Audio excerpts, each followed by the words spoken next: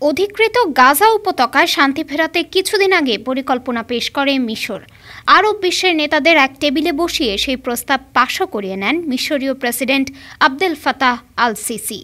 কিন্তু এখন সেই পরিকল্পনার বিরোধিতা শুরু করেছে সংযুক্ত আরব আমিরাত। শোনা যাচ্ছে পরিকল্পনা ভেস্তে দিতে যুক্তরাষ্ট্রের সঙ্গে হাত মেলাচ্ছে দেশটি।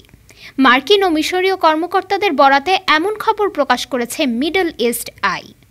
সংবাদ মাধ্যমটি দাবি করেছে, আমিরাতের কর্মকর্তারা ট্রাম্প প্রশাসনে তদবির চালাচ্ছেন যাতে মিশরের প্রস্তাবটি কার্যকর না হয়। মিশরের পরিকল্পনায় আমিরাতের আপত্তির সবচেয়ে বড় কারণ গাজা তাদের হাতছাড়া হয়ে যাওয়া। তারা নিজেরাই গাজার ভবিষ্যৎ নিয়ন্ত্রক হয়ে উঠতে চান।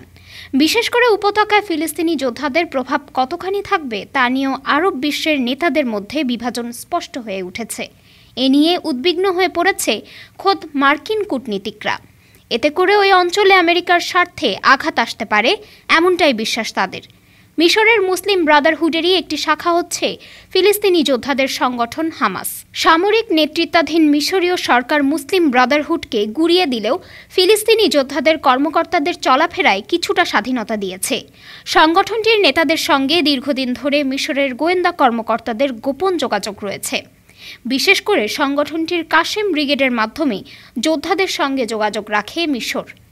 এই সূত্র ধরেই গাজায় যুদ্ধবিরতির প্রস্তাব বাস্তবায়ন করে কায়রো। ফিলিস্তিনি সংগঠনটির সঙ্গে মিশরের এই সম্পর্ককে সামনে এনে মুসলিম ঐক্যকে বিপাকে ফেলতে চাইছে আমিরাত। ডেস্ক রিপোর্ট, আজ বার্তা, ঢাকা।